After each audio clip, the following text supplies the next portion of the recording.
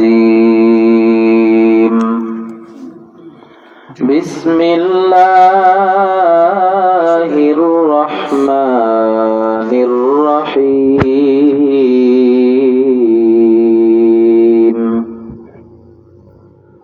وإنك لعلى خلق عظيم قال النبي صلى الله عليه وآله وسلم القبر روضة من رياض الجنة أو حفرة من حفر النار أو كما قال النبي عليه الصلاة والسلام إن الله وملائكته يصلون على النبي يا أيها الذين آمنوا صلوا عليه وسلموا تسليما اللهم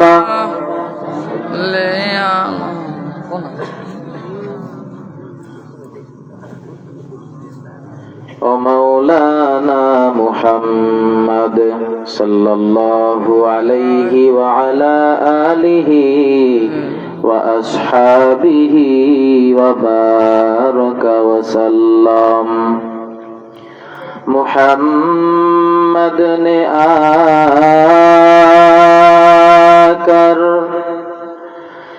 कुफर को मिटाया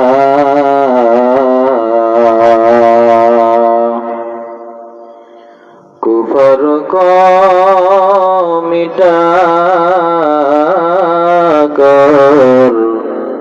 सदाकत बताया कुफर को मिटाकर सदाकत बताया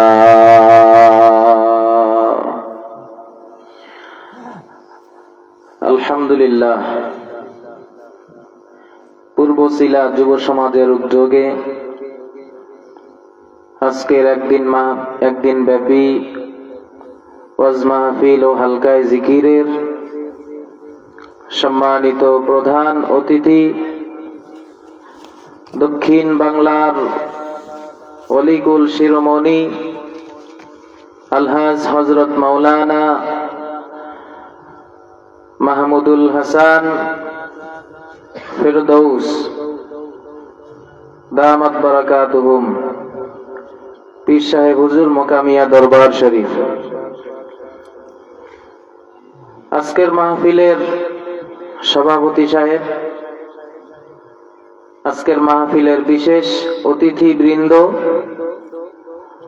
আমার সামনে উপস্থিত আল্লাহ তাআলার আশিক বান্দাগণ পর্দার অন্তরালের সম্মানিতা মা ও বোনেরা আসসালামু আলাইকুম ওয়া রাহমাতুল্লাহি ওয়া বারাকাতুহু ওয়ালাইকুম আসসালাম ওয়া রাহমাতুল্লাহ আমরা শুকরিয়া আদায় করছি যে মহান রব্বুল আলামিন এলাকার মধ্যে হাজার হাজার মানুষের মধ্য থেকে যাচাই বাছাই করে মহব্বত করে ভালোবেসে তাহার ওলির মাহফিলের প্যান্ডেলের মধ্যে জান্নাতের বাগানের মধ্যে আমাদেরকে আসন গ্রহণ করার তৌফিক দান করেছেন সেই মহান রব্বুল আলামিনের দরবারে শুকরিয়া আদায় করছি আলহামদুলিল্লাহ আলহামদুলিল্লাহ বাজারের মধ্যে ভালো মাছও উঠে পচা মাছও উঠে ভালো মাছের উপরে দুই একটা মাছই আসে ভুল করে কিন্তু পচা মাছের উপরে মাছির কোনো অভাব থাকে না দুনিয়ার মধ্যে কিছু খারাপ মাজলিস আছে যেই মাজলিসে নারী পুরুষ উলঙ্গ হইয়া গান বাজনার আসর মিলায়, ওখানে মানুষের কোনো অভাব থাকে না। অর্থাৎ এ থেকেই প্রমাণ হয় ওটা পচা মজলিস। আর আজকে এত সুন্দর একটা আয়োজন পূর্বশিলাবাসী আপনাদেরকে উপহার দিয়েছে, কত সুন্দর প্যান্ডেল, দেখা মনটা জুড়ায় গেছে। মাইকের আওয়াজটাও খুব সুন্দর, একটু কমান। বিভিন্ন জায়গায় ওয়াজ করি, এত সুন্দর মাইকের আওয়াজ পাওয়াটা খুবই অভাব। এত সুন্দর আয়োজন, কিন্তু আজকে এই জায়গায় মানুষ কম। এ থেকেই প্রমাণ হয় এই মাজলিস জান্নাতের বাগান, ভালো মজলিস, এখানে লোক কমই আসবে, এটা স্বাভাবিক। আল্লাহর কাছে এই মাজলিস কবুল হয়ে গেছে, বলেন না সুবহানাল্লাহ। আয় বেরাদার দূরে বাসার ইয়ারে বদ, ইয়ারে বদ বদ তোর বুয়াদ, মারে বদ মারে বদ তন, হাতুরা বড় জানাত, ইয়ারে বদ বড় জানে ঈমানত জানা। আল্লাহর ওলি আসাতে আপনারা খুশি নাকি বেজার? কোন মানুষ যদি বাদাম ওয়ালার সাথে থাকে, বাদাম কিভাবে বিক্রি করা লাগে সেই গুণ অর্জন করে। কোন মানুষ যদি জালির সাথে থাকে, জেলের সাথে থাকে, কিভাবে মাছ ধরতে হয় সেই গুণটা অর্জন করতে পারে। আল্লাহ পাক বলেন, ইয়া আইয়ুহাল্লাযীনা আমানুত্তাকুল্লাহ, আমি আল্লাহকে ভয় করো, আর আমার যারা বন্ধু সত্যবাদী তাদের সাথী হয়ে থাকো। কুনু, ছেড়ে যেও না, সাথী হয়ে থাকো সব সময়ের জন্য। আজকে আল্লাহর ওলির হাতে হাত দিয়া তওবা করে আল্লাহর কাছে যদি ক্ষমা অর্জন করতে পারেন, জীবনের সব গুনাহ মাফ করে আমার আল্লাহ তার খাঁটি বান্দা হিসাবে কবুল করে আমাদেরকে নাজাত দিয়া জান্নাতের মালিক বানায়া দিতে পারেন। আল্লাহর ওলি আমাদের মাঝখানে হাজির, অত্যন্ত ভালো মানুষ। মাত্র 5-7 মিনিট ওখানে বসা ছিলাম, এত সুন্দর মন খোলা ব্যবহার। একজন পীর সাহেব এই জন্য হেডম দেখাইয়া বসে থাকে না, যে যায় তার সাথে সুন্দর আচরণ করে। এটাই তো আল্লাহ ওয়ালাদের নমুনা। সেই আল্লাহর ওলির সোহবতে থাকলে একজন মানুষও আল্লাহর ওলিতে পরিণত হয়ে যায়। সোহবতে সালেহ তোরা সালেহ গুনাত, সোহবতে তালে তোরা তালে গুনাতিক জামানা, সোহবতে বা আউলিয়া বেহতার আজ সদ সালে তাআত বেরিয়া।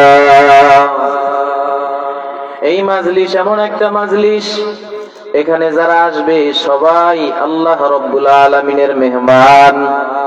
আল্লাহ তাআলা হচ্ছেন মেজবান। আল্লাহ পাক রব্বুল আলামিনের হাবিব আমাদেরকে জানাইয়া দিবেন, লা ইয়াকুদু কওমুন ইয়াযকুরুনাল্লাহ ইল্লা হাফাতহুমুল মালাইকা ওয়া গাশিয়াতহুমুর রাহমাহ ওয়া নাযালাত আলাইহিমুস সাকিনাহ ওয়া যাকারাহুমুল্লাহু ফীমান ইনদা আও কামা ক্বালান নাবিয়্যু আলাইহিস সালাতু ওয়াস সালাম। যেখানে জিকিরের মাজলিস কায়েম হয়, ওই জায়গায় রহমতের ফিরিস্তারা চতুর্দিকে বেষ্টন করে থাকে। আর মাজলিসের মধ্যে যারা থাকে তাদের জন্য রহমতের দোয়া করতে থাকে আল্লাহর কাছে। আমার আল্লাহ আসমান থেকে সাকিনা নামক রহমত বর্ষণ করেন, জোরে কোন সুবহানাল্লাহ। আমার মায়ার নবী কত দামি, আমরা কত দামি, মানুষকে আল্লাহ বড় দামি করে বানাইছেন। আল্লাহ বলেন, ওয়ালাকাদ কাররামনা বানি আদম। ও মানুষ, হিন্দুরও একটা রুহু, কুকুরেরও একটা রুহু, গরুরও একটা রুহু, তোমারও একটা রুহু। আমি আল্লাহ পাক রব্বুল আলামিন ইচ্ছা করলে তোমাদেরকে হিন্দুর ঘরে পাঠাইতে পারতাম, আমি আল্লাহ ইচ্ছা করলে তোমাদেরকে বৌদ্ধর ঘরে পাঠাইতে পারতাম, আমি আল্লাহ যদি ইচ্ছা করতাম আমি আল্লাহ তোমাকে খ্রিস্টানের ঘরে পাঠাইতে পারতাম। কিন্তু আমি আল্লাহ তোমার উপরে কত দয়া করেছি, তোমাকে মুসলমান বানাইছি। শুধু এখানেই শেষ নয়, আমি আল্লাহ তোমাকে আদম নবীর উম্মত বানাইতে পারতাম, তা বানাই নাই। আমি আল্লাহ তোমাকে ইব্রাহিম নবীর উম্মত বানাইতে পারতাম, তা বানাই নাই। আমি আল্লাহ তোমাকে ঈসা নবীর উম্মত বানাইতে পারতাম, তা বানাই নাই।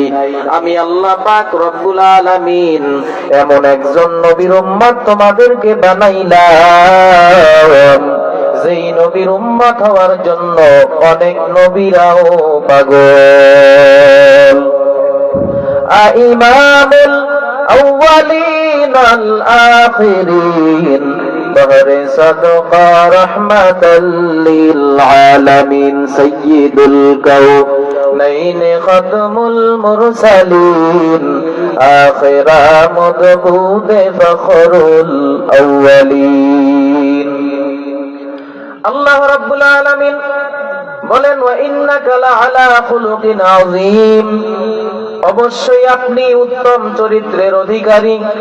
ও নবী, আপনি কেমন?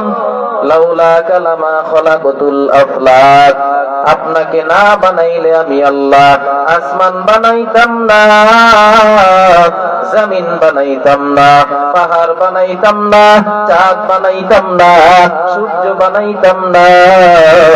আমি আল্লাহ পাক রব্বুল আলামিন আপনাকে বানানোর উদ্দেশ্য না থাকলে কিছুই বানাইতাম না।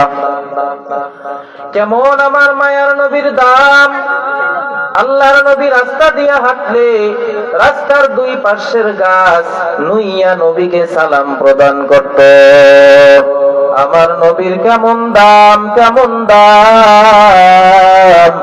আমার নবী সাহাবায়ে কেরামদেরকে নিয়ে রাস্তা দিয়ে হাঁটতেছেন, হঠাৎ করে সাহাবায়ে কেরাম কানের মধ্যে শুনতেছে সালামের আওয়াজ। ডানে তাকায় কাউকে দেখে না, বামে তাকায় কাউকে দেখে না, সামনে তাকায় কাউকে দেখে না, পেছনে তাকায় কাউকে দেখে না। মায়ার নবীকে ডাক দিয়া কয়, গো নবী গো, কাউকে দেখি না, কে সালামের আওয়াজ দেয়? আমার মায়ার নবী বলে, ও সাহাবায়ে কেরাম, তোমরা জানো না আমি নবীর আগমনের খবর পাইয়া জংলার বাঘ আমারে সালাম জানায়, জংলার হরিণ আমারে সালাম জানায়। আমি মায়ার নবীর আগমনে সমস্ত জঙ্গলের পশু পাখি সালাম জানায়। আমার মায়ার নবীর কেমন দাম, কেমন দাম! হযরত ফাতিমাতুজ জোহরা রাদিয়াল্লাহু তাআলা আনহা ও আম্মা জান খাদিজাতুল কুবরা রাদিয়াল্লাহু তাআলা আনহা দুজনে বসে আছেন, রুটি বানায়। হযরত ফাতিমাতুজ জোহরা রুটি বেলিয়া বেলিয়া খাদিজাতুল কুবরার হাতে দেয়। খাদিজাতুল কুবরা চুলার উপরে খোলার মধ্যে রুটিটা দিয়ে দেয়। আল্লাহর নবী শখ করিয়া স্ত্রীদেরকে রান্না কাজে সহযোগিতা করতেন, এটাও রাসূলের সুন্নাত। আর আমাদের মহিলারা শুনলে তাদের অন্তরে খুশি লাগবে। আমাদের মহিলাদের যারা স্বামী আছে, আমরা যারা পুরুষ আছি, একটু যদি খানা দিতে দেরি হয়, মাইর দিতে দেরি শুরু করে না, ঠিক কিনা? এই জন্য মহিলাদেরকে কাজে সহযোগিতা করা সুন্নাত। আল্লাহর নবী যখন রুটি একটা হাতের মধ্যে নিয়া চুলার মধ্যে খোলার উপরে দিছে গো, সঙ্গে সঙ্গে চুলার আগুনটা নিভিয়া যায়। জিবরাইল আমিন ডাক দিয়া কয়, পয়গম্বর, এই রুটি আপনি ভাজতে পারবেন না, কারণ আপনার হাতের স্পর্শ যেই রুটির উপরে পড়ছে গো নবী, এই স্পর্শে রুটি দামি হয়ে গেছে, এই রুটিটা আগুনে জ্বালাইবে না। সুবহানাল্লাহ। আমার মায়ার নবীর শরীরের মধ্যে ঘাম এর গন্ধ ঘেরান মিশকু আম্বরের চাইতে অধিক সুগন্ধিযুক্ত ছিল।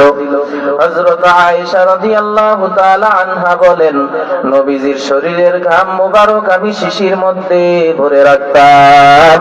বিবাহের অনুষ্ঠানে আমি এই ঘাম গুলা আতর হিসাবে ব্যবহার করতাম।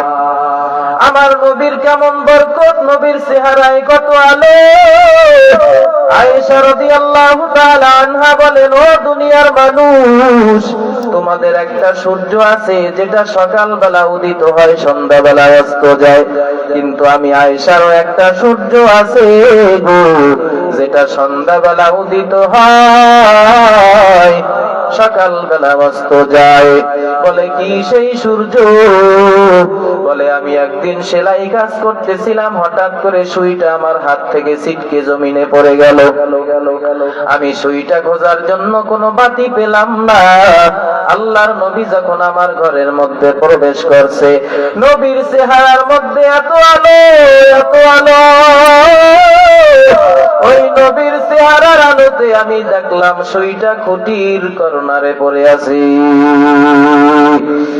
ইমামুল আউয়ালিন আল আখিরিন বহরে সাদকা রাহমাতাল লিল আলামিন। আজকে আপনি যে আমি নামাজ পড়ি, এটা রাসূলের অবদান।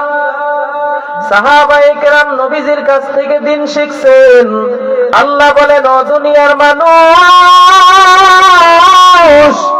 আমিনু কামা আমানান নাস, ঈমান আনো, সাহাবায়ে কেরামদের মতো ঈমান আনো, যাদের উপরে আমি আল্লাহ খুশি,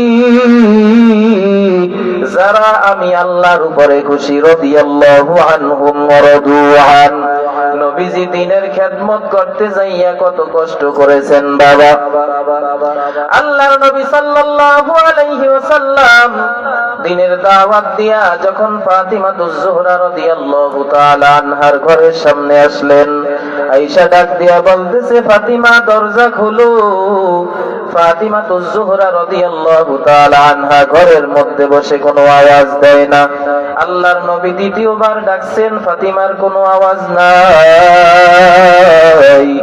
আল্লাহর নবী তৃতীয়বার ডাকার পর ফাতিমাতুজ জোহরা রাদিয়াল্লাহু তাআলা আনহা বলেন, ও আব্বাজান, আপনি ডাকছেন, আপনার ডাকের সাড়া না দেওয়াটা বেয়াদবি আমি ভালো করে জানি, কিন্তু আমার ঘরে আমার শরীর আবৃত করার মতো পর্যাপ্ত পরিমাণ কোনো কাপড় নাই, সেই কাপড় জড়াইয়া আপনার সামনে আমি প্রেজেন্ট হব আব্বাজান। আল্লাহর নবী এই কথা শোনার পরে অনেক কান্না করলেন যে আমার ফাতিমার কত কষ্ট।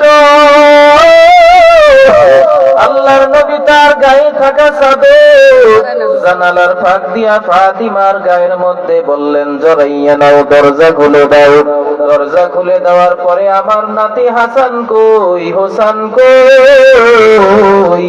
ফাতিমাতুজ জোহরা রাদিয়াল্লাহু তাআলা আনহা বলতেছেন, ওরা ঘুমাইতেছে। ও ফাতিমা, ওই যে বাসার এক কর্নারে তুমি একটা পাতিলার মধ্যে কি রান্না করতেছো? ফাতিমা বলতেছে, ইয়া রাসূলুল্লাহ, আব্বাজান, ওটার মধ্যে আমি শুধু শুধু পানি জাল দিতেছি। আমার হাসান হোসাইন 7 দিন পর্যন্ত, 3 দিন পর্যন্ত কিছু খায় না, আমার কাছে শুধু খানা চাই। আমি তো গরিব ঘরে আসছি, আমার ঘরে তো তেমন ধন সম্পদ নাই রে আব্বাজান।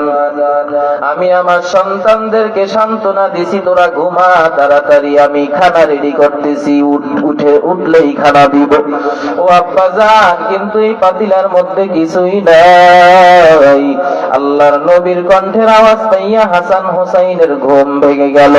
দৌড়াইয়া আসছে, ও নানা যান, আপনার একটা বিচার করা লাগবে।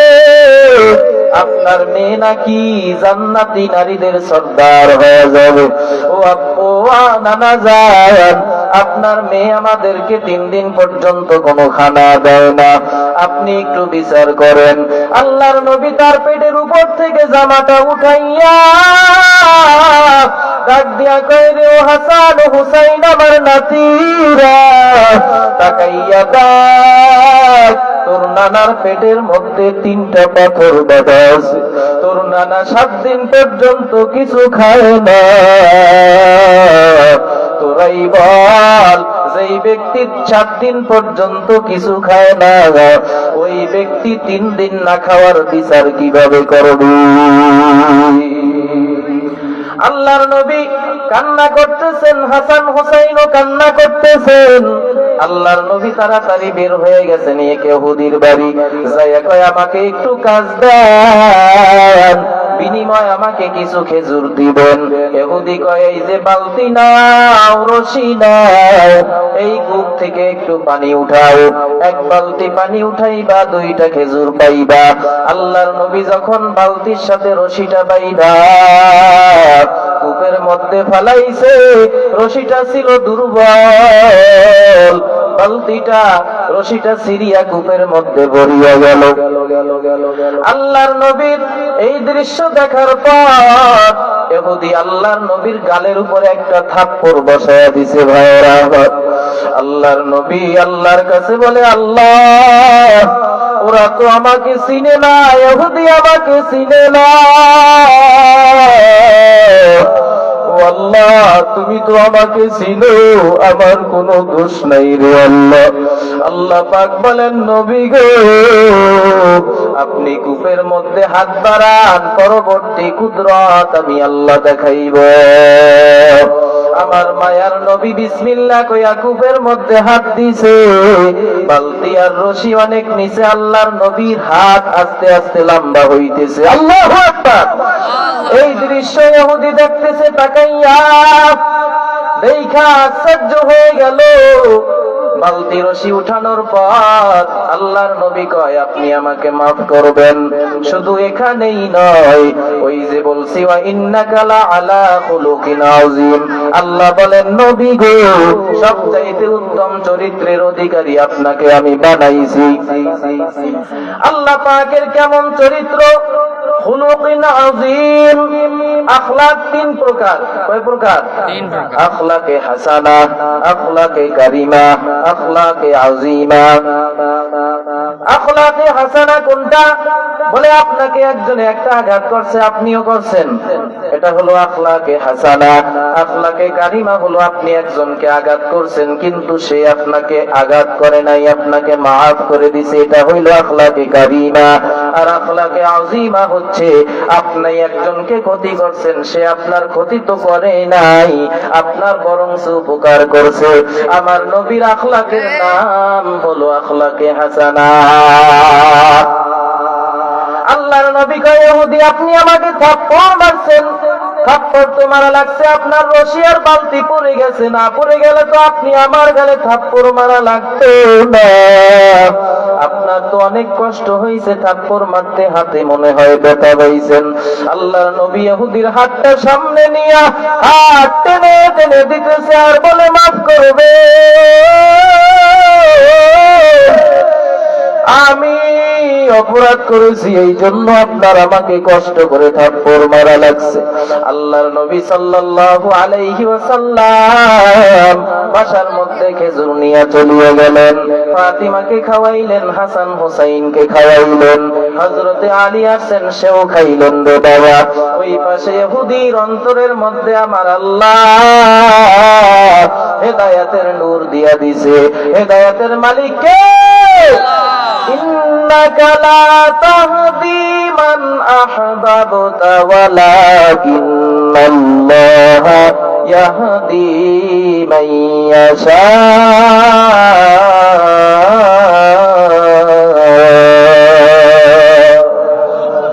আল্লাহ বলেন, হে নবী, আপনি যাদেরকে ভালোবাসেন তাদেরকে আপনি হেদায়েত দিতে পারবেন না, কারণ হেদায়েতের মালিক আপনি নয়, হেদায়েতের মালিক আমি আল্লাহ। আল্লাহু খাবীরুম বিমা ইয়াসনাউন। আমি আল্লাহ কাদেরকে হেদায়েত দিব সেটা আমি আল্লাহ ছাড়া কেউ জানে। ইহুদির অন্তরের মধ্যে জোশ মেরে গেল। ইহুদি আল্লাহর নবীর সামনে আইসা বলে, পয়গম্বর, এতদিন আপনাকে চিনি নাই, আপনি আমাকে কালেমা পড়ে মুসলমান বানাইয়া দেন। জোরে কন্যা সুবহানাল্লাহ। কেমন আমার মায়ার নবী, উম্মতের জন্য কেমন মায়া। জিবরাইল আলাইহিস সালামের সঙ্গে যখন আল্লাহর নবী মেরাজে যাইতেছেন, আল্লাহর নবী তাকাইয়া দেখে এক জায়গায় 313টা চেয়ার রাখা আছে, 313 জন রাসূলের জন্য।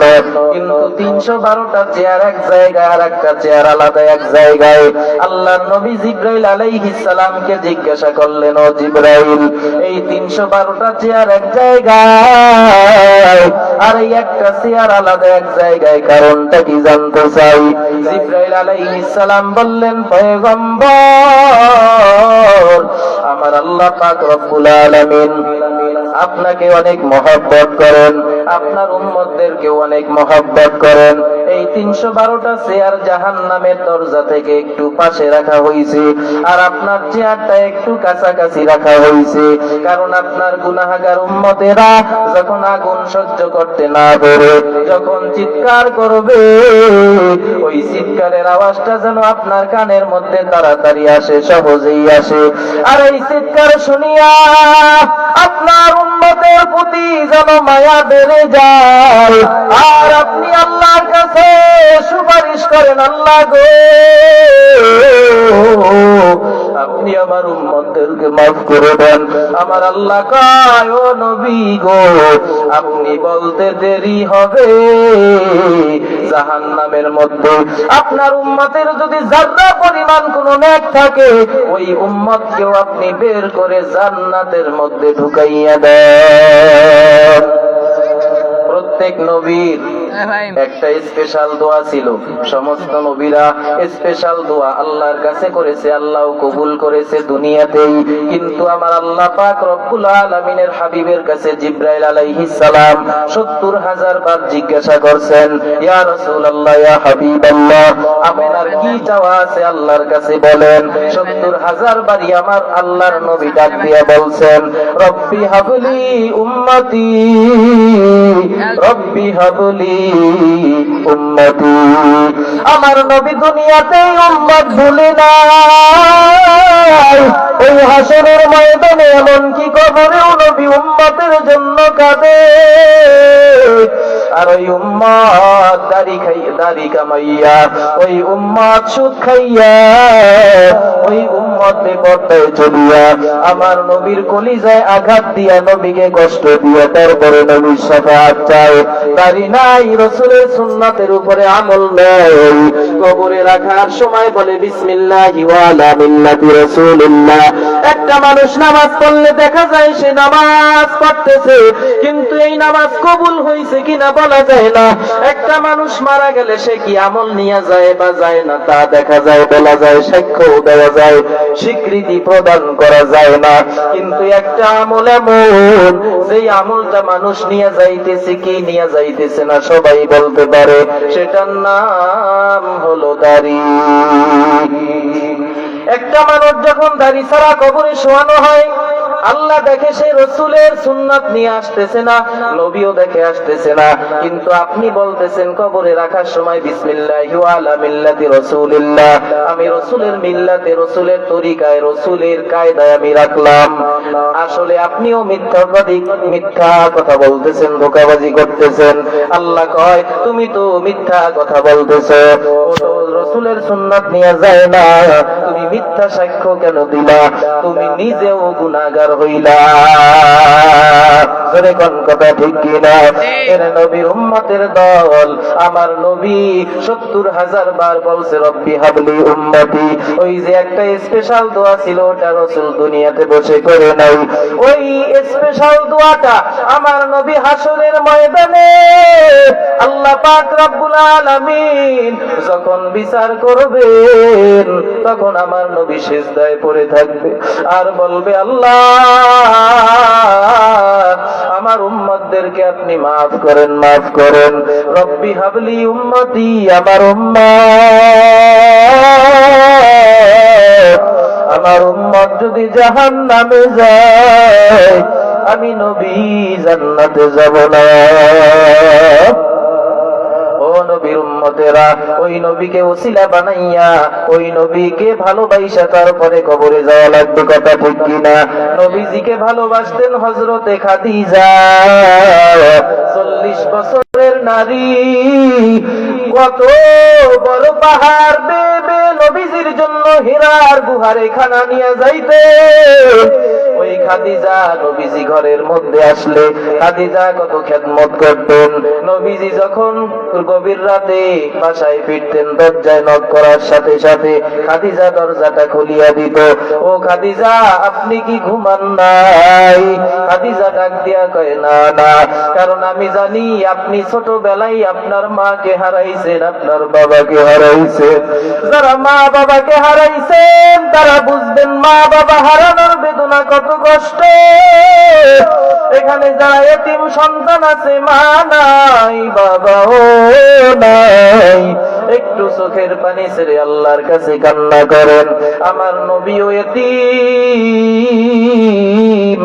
আপনারাও এতিম নবীর কাছে বলেন, ও নবী, আপনার সাথে যখন আমার মিলিয়াই গেছে, আপনি আল্লাহর কাছে আমার ব্যাপারে একটু শাফাআত করিয়েন। নবী এতিমদেরকে ভালোবাসতেন।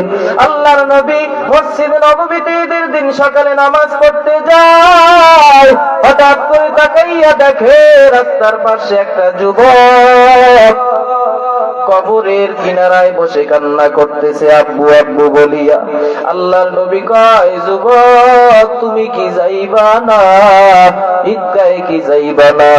ইয়া রাসূলুল্লাহ, ইয়া হাবিবাল্লাহ, গত বছর ঈদেও আমার আব্বু বেঁচে ছিল, গত বছর ঈদে আমার আব্বু আমাকে পোশাক কিনে দিয়েছিল, আমার আব্বুর সাথে আমি ঈদগাহে যাইতাম, কিন্তু আজকে এই ঈদের দিনে আমার আব্বু কবরে চলিয়ে গেছে, আজকে আমি কার সাথে যাইব?